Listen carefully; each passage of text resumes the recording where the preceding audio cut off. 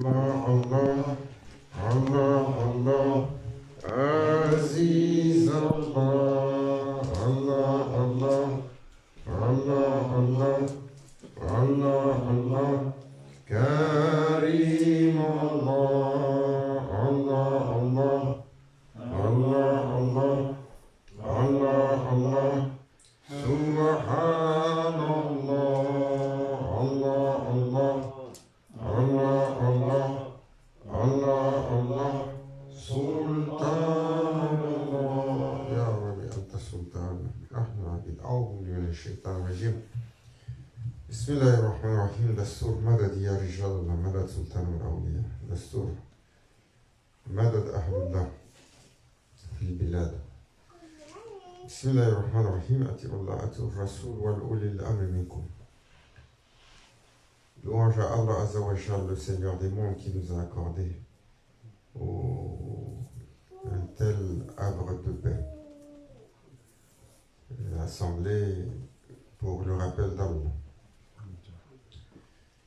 Une assemblée, Inch'Allah, que nous espérons accepter dans la présence d'Allah, à travers l'intercession du prophète sallallahu alayhi wa sallam et par la bénédiction de ceux qui nous tiennent la main, Sadatina, Mashaykina al-Kiram, à travers leur cœur.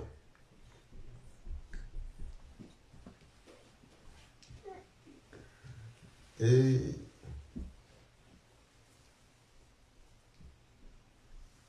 Maulana Cheikh Nazim, Allah Azza wa Jal, élève son secret, nous rappelait une fois sur la recommandation du prophète sallallahu alayhi wa sallam de l'acquisition de la connaissance. Il a dit, le serviteur doit s'assujettir à acquérir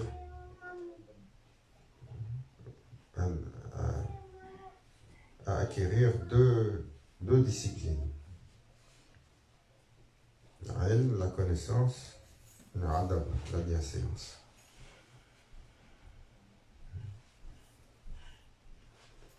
Là, nous donne le référentiel pour notre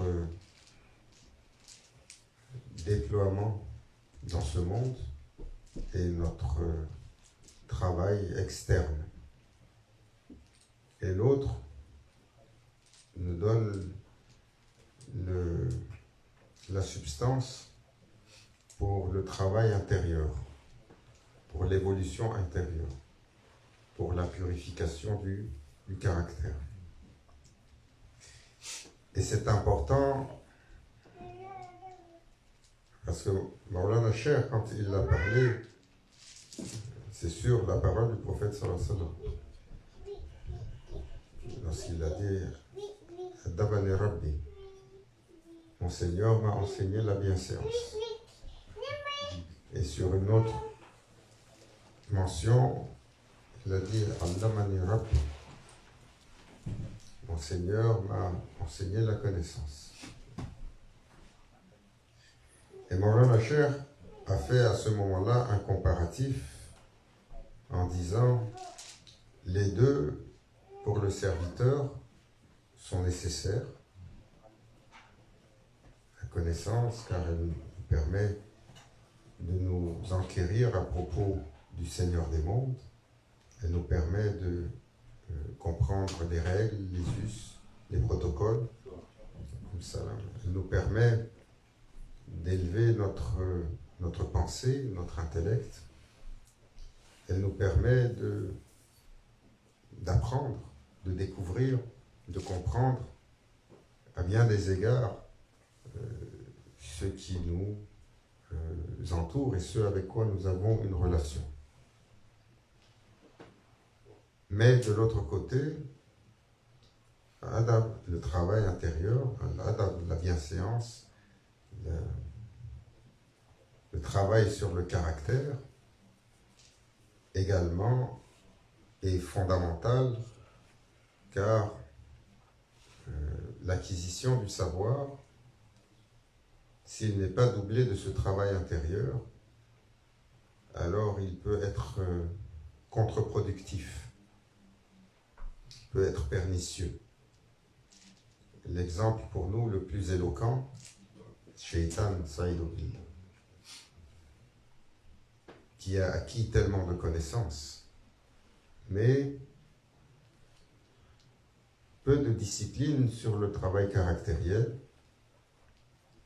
Alors, ayant un ego, il était enclin à la colère, à l'envie, à la jalousie, à la fierté, l'arrogance, à la vanité, à la prétention, à la condescendance, et à bien d'autres choses. Car ce sont là les caractéristiques basses de l'ego. Et voilà, la chère, notre honorable guide, c'est Cheikh Mohamed Nazm al-Haqqan et Qaddasallahu sirruh, avait, dans un enseignement qu'il avait donné, fait un comparatif entre les deux.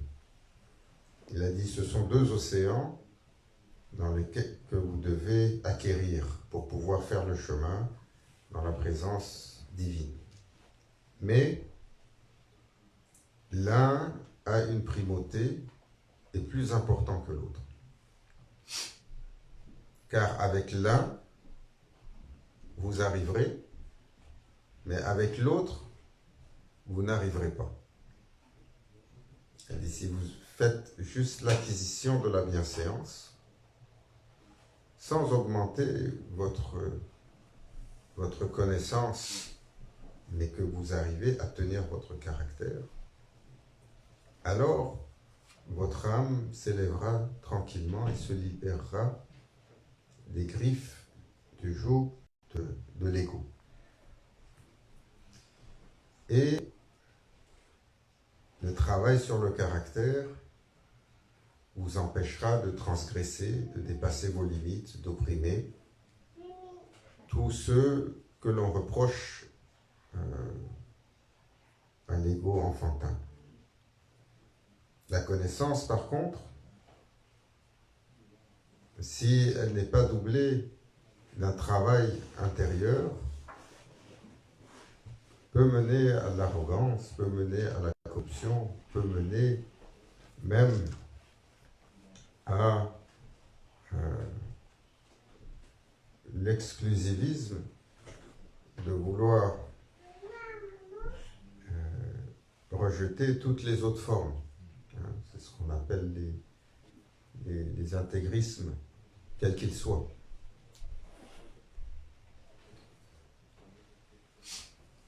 Aujourd'hui, l'islam est enseigné souvent sur une approche un peu étrange. Et ça, c'est sans offense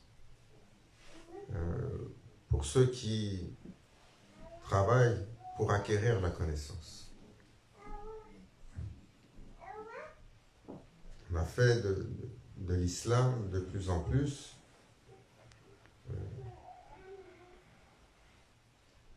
un enseignement qui est quasi académique.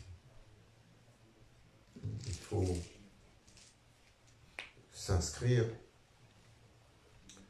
à des séminaires, à des cours, suivre des formations et alors aller emmagasiner une grande quantité de connaissances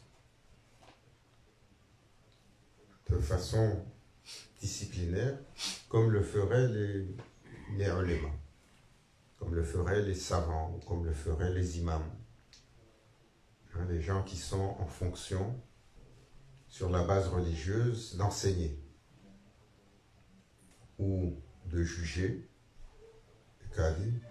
ou d'administrer sur une base sur la base des textes. Mais pour le commun, ceci n'a jamais été un prérequis. Et donc, il y a un bien à acquérir la connaissance. Mais il faut s'assurer de doubler l'acquisition de cette connaissance d'un travail sur le caractère.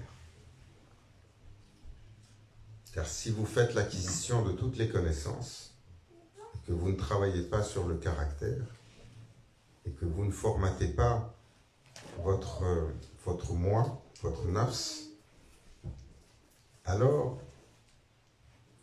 cette connaissance va vous rendre arrogant.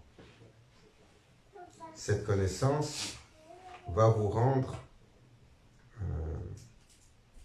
prétentieux. Cette connaissance va vous rendre littéralement hypocrite. Et ça, c'est la parole de qui?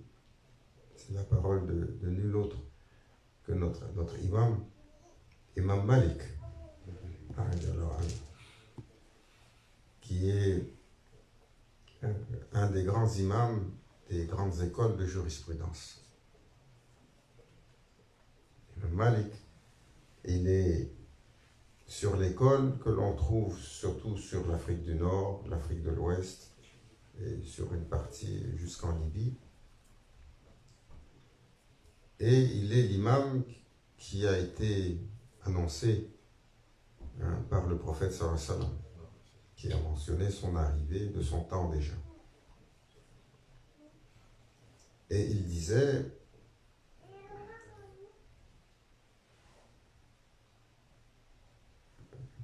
si vous prenez Sharia, vous avez besoin de Sharia et de Tariqa. Sharia, la grande avenue. Tariqa, le sentier. Sharia, aujourd'hui, souvent, on interprète mal. C'est le cadre légal général dans lequel tous les croyants devraient s'assujettir. C'est la discipline, c'est les règles, les us et coutumes, les protocoles, l'ensemble du corpus des lois, tout ce qui régit notre être et nos interactions. Et c'est la grande voie à laquelle tout le monde est soumis. Comme on a dans une société, une constitution, un code pénal, un code civil, un code criminel, on a des codes d'éthique et de bonne conduite. Le charia, c'est l'ensemble de tout ça.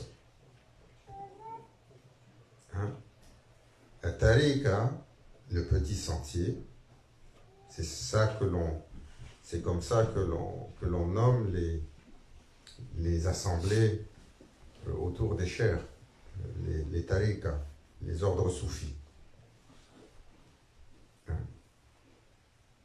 Les ordres soufis.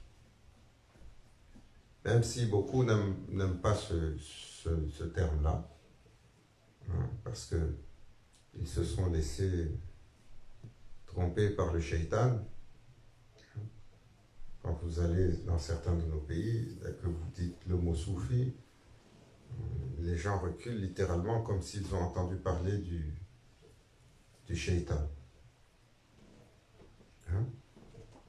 Pourtant, ils oublient que si ils remontent l'histoire à une génération, 2 générations, et parfois sur 10, 20, 30 générations en arrière, toute leur ascendance familiale était sur des ordres soufis.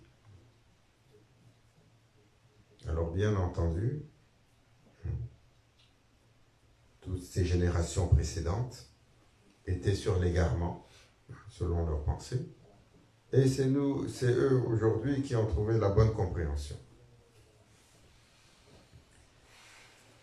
Et donc ça, c'est la parole de l'imam Malik. Il parle des deux. Elle dit, si vous prenez Sharia, donc vous prenez les lois, les règles, la connaissance de base qui est descendue est à propos de cela. Et vous ne prenez pas la tariqa, et vous ne prenez pas le petit chemin du travail intérieur. Pourquoi petit chemin? Parce que tout le monde n'y va pas forcément. Sharia, tout le monde y est assujetti. Le petit chemin, ce sont les gens de la quête. Alors vous devenez comme un hypocrite. C'est sa parole. Vous devenez comme un hypocrite. Pourquoi? Parce que la connaissance que vous avez, la connaissance que vous avez acquise, que vous avez manifestée sur la charia, n'imprègne pas réellement votre caractère.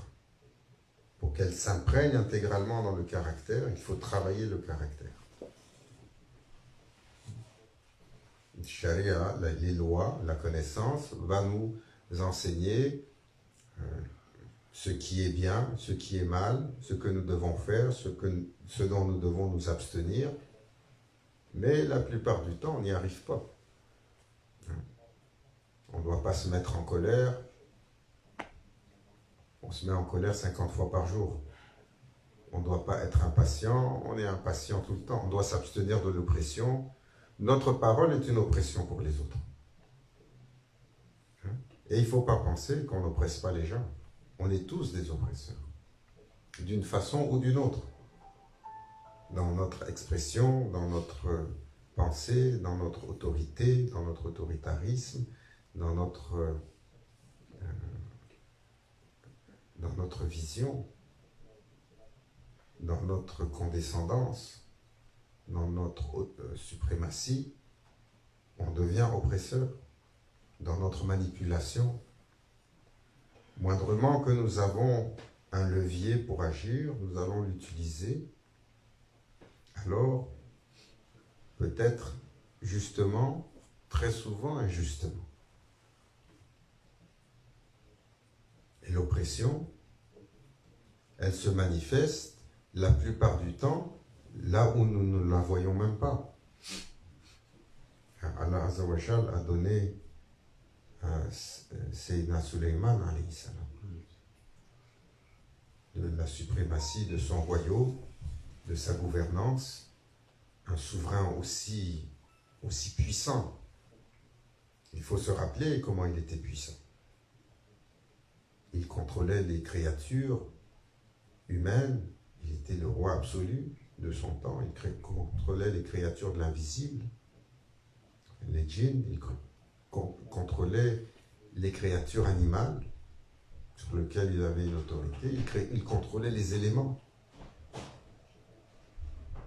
Et alors qu'il avançait vertueusement avec l'intention d'apporter la révélation au peuple sur lesquels il assoyait son autorité royale,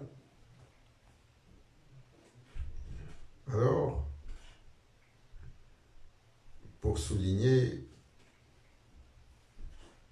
parfois le manque d'attention qu'il avait pour ceux qui pourraient être faibles, une fourmi qui a vu son armée arriver a demandé aux autres fourmis de rentrer dans le nid rapidement, car l'armée de Suleiman arrive et va nous piétiner. Et Allah Azza wa Jal lui a fait entendre cela comme un rappel. Alaykoum salam. Et il s'est assujetti à ce rappel. Ô combien nous opprimons même parmi les animaux qui nous entourent que nous ne voyons pas. Combien nous opprimons. Une fois, c'est Imam Ghazali,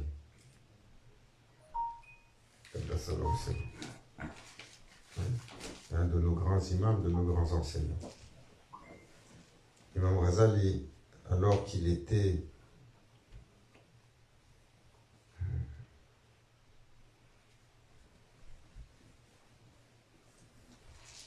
il a eu un dévoilement à un moment donné. Parce qu'il a été sur une période où il cogitait beaucoup, il pensait beaucoup. Et il a fait alors, dans cette pensée, beaucoup de philosophie. Jusqu'à ce que sa sincérité dans cette recherche le mène à l'ouverture, au dévoilement. Et c'est là qu'il a fermé la porte de la philosophie. Pourquoi? Parce que c'était l'œuvre de l'homme et qu'il s'est tourné vers les gens, les chers, vers les maîtres soufis, car ce sont eux qui avaient la clé des cœurs. Et ça l'a amené à être élevé dans tellement de stations et à avoir des dévoilements. Jusqu'à avoir une intimité spirituelle avec le prophète sallallahu alayhi wa sallam. Et alors qu'il avait cette intimité, il fut mené dans une rencontre spirituelle où le prophète Mohammed, que la paix soit sur lui, était avec Sayyidina Moussa alayhi salam, Moïse. Et Sayyidina Moussa alayhi salam le questionnait sur sa nation et les gens de sa nation. Alors le prophète sallallahu alayhi wa sallam lui a dit, il y en a un qui est un des savants de cette nation-là.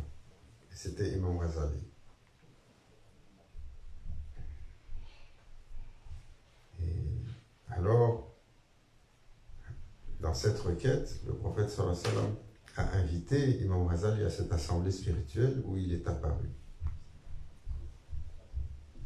Et c'est Moussa alayhi salam l'a regardé et l'a questionné. Il lui a dit, comment t'appelles-tu?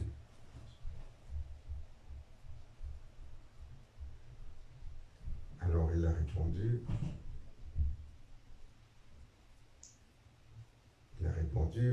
à Sayyidina Moussa alayhi salam, à Moïse, Mohammed Abdel Hamid Al-Ghazali ibn Mohammed ibn Abdullah ibn Farouk ibn Hassan. Il a commencé à donner sa généalogie. Et juste pour se présenter et répondre son nom, il a commencé à parler, je m'appelle Abdel Hamid Al-Ghazali, le fils d'un tel, qui est le fils de celui-là, qui est le fils de celui-là, qui est le fils... Et là, Sayyidina Moussa alayhi salam, il regarde, il ne comprend pas. Et il a dit au prophète sallallahu alayhi wa sallam, je pensais que ça c'était un des grands savants de ta nation, à qui on demande son nom, il se perd en conjecture. Le prophète sallallahu alayhi wa sallam, il lui a dit, dis-lui pourquoi tu lui as répondu de cette façon. Alors Imam Ghazali a dit à Sayyidina Moussa alayhi salam, il a dit, Ya Nabiyullah, ô prophète de Dieu, prophète d'Allah. Prophète d'Allah. On va faire une parenthèse. Maulana Cheikh Nazim nous a toujours enseigné, surtout quand il enseignait aux Occidentaux, il ne disait jamais en anglais God ou Dieu. Il appelait Allah à travers ses attributs. Il pouvait dire Rab, Seigneur, Lord. Ce sont des attributs. Mais pour le nom suprême, il disait toujours Allah. Et il a dit pourquoi?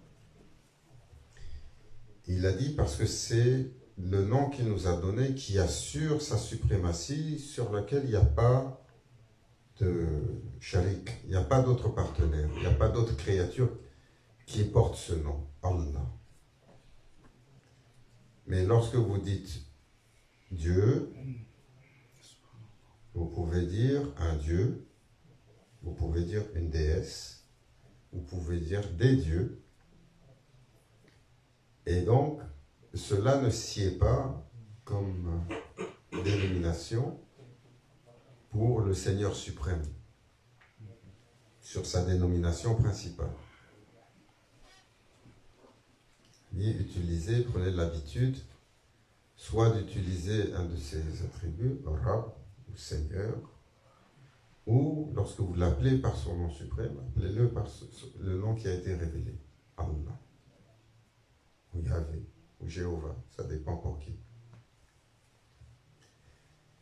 Et donc, Sayyidina Moussa alayhi salam, Imam Ghazali, dans cette assemblée spirituelle, lui a dit, il y a Nabi Allah, ô messager, prophète d'Allah. Un jour, toi aussi tu as été questionné. Tu as été questionné par Allah. Il t'a demandé, lorsque tu l'as visité, Tour Sinin, sur la montagne, dans le Sinaï,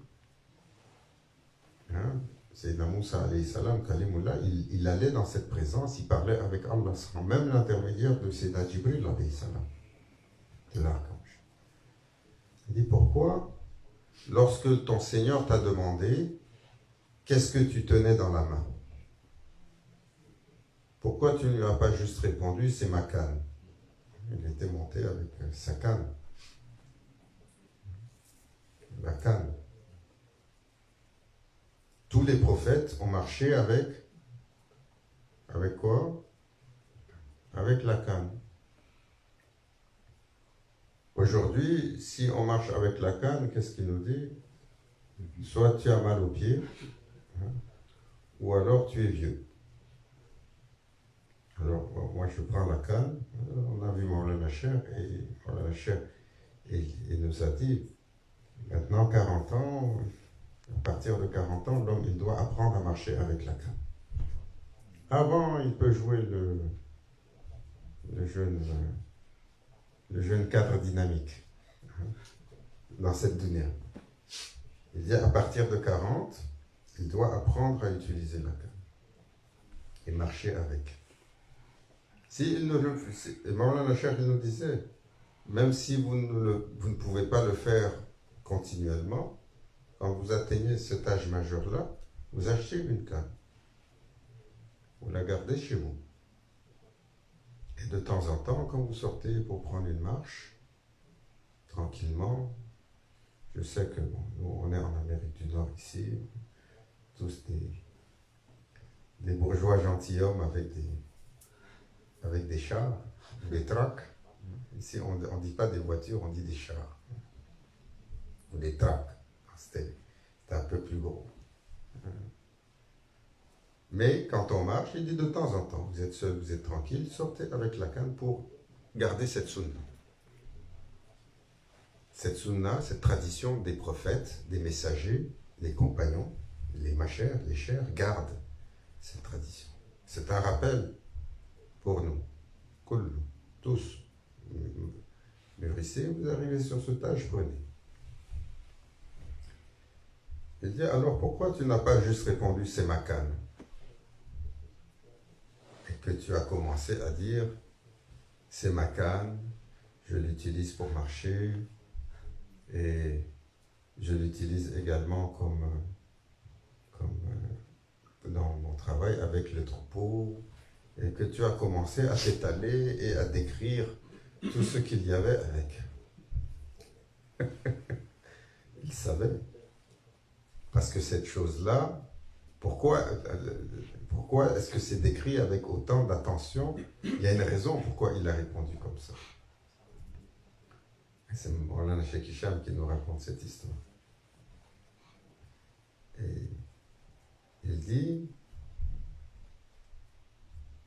Sayyidina Moussa alayhi salam, il a dit parce que j'étais dans une présence dont l'intensité et l'exaltation et la douceur n'a pas de description.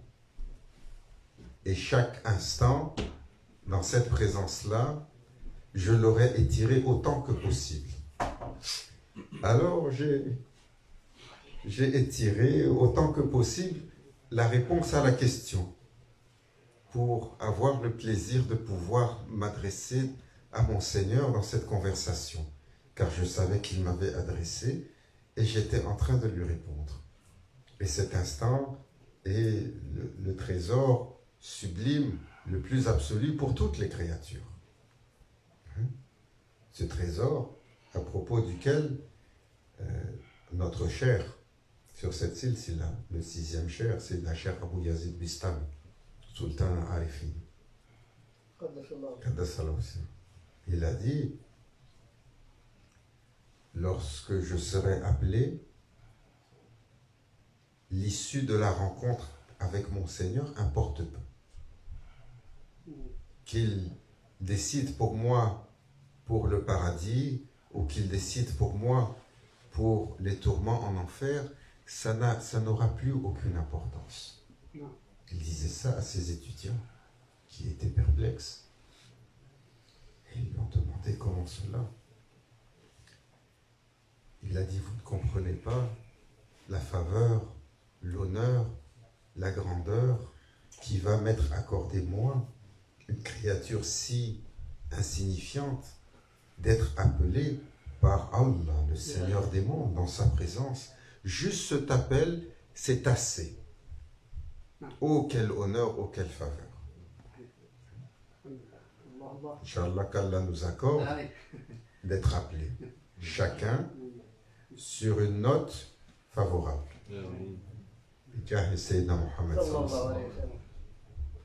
Alors, Sayyidina Moussa alayhi salam lui a répondu comme ça, Moïse. L'exaltation du moment était telle que j'ai étiré autant que possible la conversation en disant tout ce que je pouvais faire avec cette canne. Alors Imam Ghazali lui a répondu, il lui a dit, Ya Moussa, que penses-tu qu'est cette assemblée pour moi dans la présence du bien-aimé d'Allah? Comment penses-tu que je ne vais pas étirer autant que possible cet instant qui est si exaltant, si espéré pour toutes les créatures? Et Allah m'a favorisé de cette rencontre.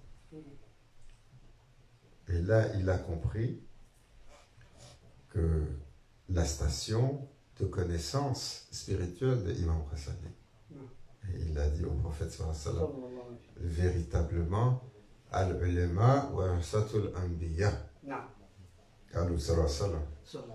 Le prophète sallallahu alayhi wa sallam avait dit, dans ma nation, les ulama sont les héritiers des prophètes. Les connaissants, les savants, sont tels des héritiers des prophètes. Parce qu'ils ont un lien sur la connaissance qui est littéralement connecté au cieux. Sans être sur la révélation, leur inspiration, leur connaissance est guidée par le prophète sallallahu alayhi wa sallam, qui lui a reçu. Et il a dit effectivement, parce que le prophète Sayyidina Moussa alayhi salam avait questionné le prophète sallallahu alayhi wa sallam à propos de cette mention. Il avait dit, tu as dit que les connaissants de ta nation sont comme les héritiers des prophètes des autres nations. Montre-moi un de ces connaissants, comment cela se fait-il? Et là, Sayyidina Moussa alayhi salam lui a dit, effectivement. Alors, Imam Ghazali a vu un jour cette vision où le prophète sallallahu alayhi wa sallam lui a dit, Ya waladi, ô mon enfant, sais-tu pourquoi Allah t'a accordé une telle récompense de cette ouverture spirituelle, de cet accomplissement que tu as? Quel a été l'instant qui, chez ton Seigneur, a eu une attention si grande? Il a dit, c'est par l'amour que tu as eu pour moi. Et un jour, alors que c'était le Mawlid Sharif, c'était l'anniversaire de ma naissance, tu étais imprégné d'un tel amour pour moi. Et tu étais en train d'écrire une louange sur moi. Et alors que tu écrivais, tu as approché ta plume de l'encrier. Et sur le bord de l'encrier, il y avait une mouche qui s'était posée, qui voulait boire dans l'encrier. Et par amour pour moi, cette journée-là, que tu as trouvé la journée de célébration, tu t'es abstenu de gêner la mouche, de la chasser ou de lui taper dessus. Dans une pensée pour moi, tu t'es dit, je vais, pour l'honneur de cette journée, de cette loi, laisser cette mouche finir de s'abreuver. Tu as attendu qu'elle boive, qu'elle s'abreuve, qu'elle parte avant de replonger ta plume.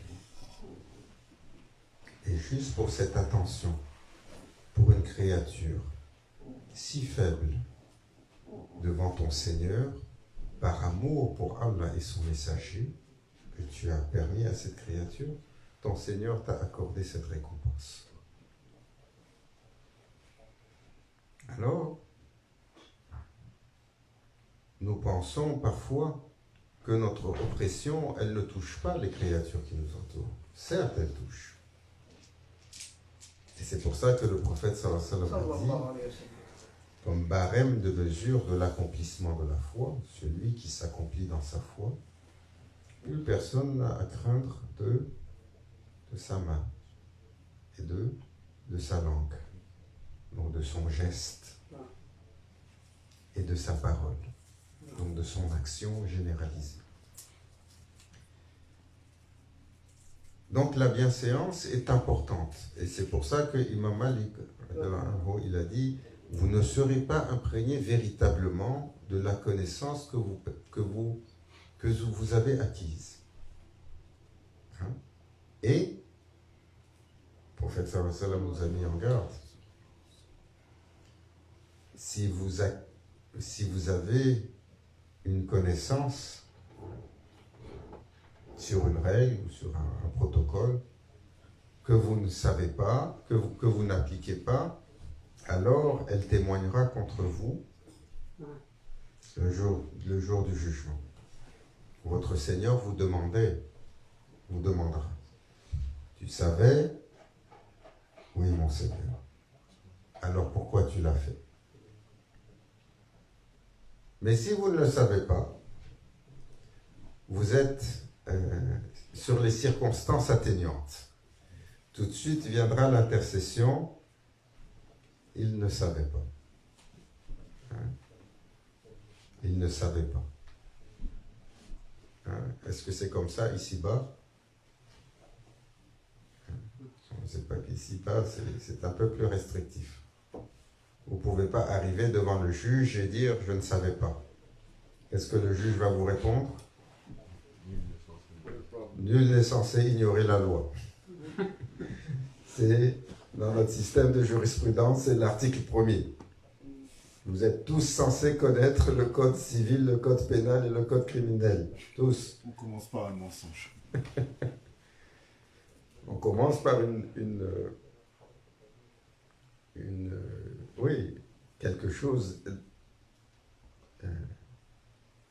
de parfois impossible à réaliser. Je ne savais pas. Je ne savais pas que je devais faire cela ou que je ne devais pas faire cela.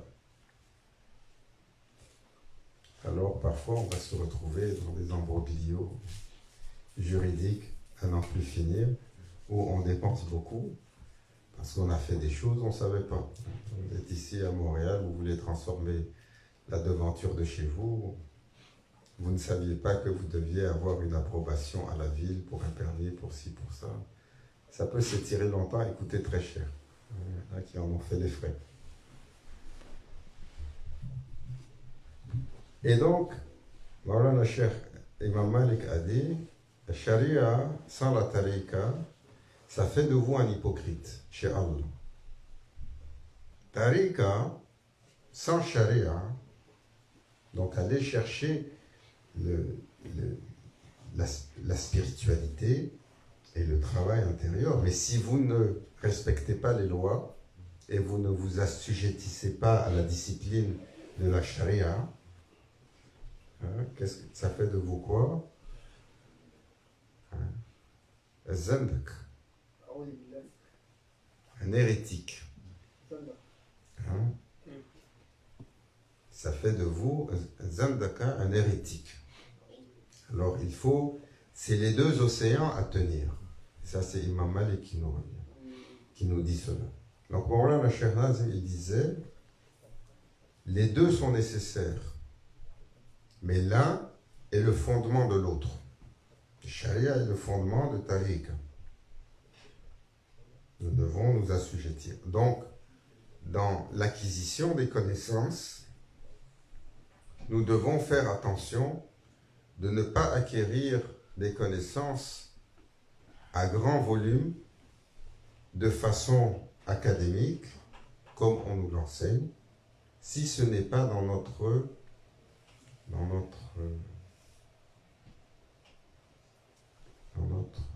profession.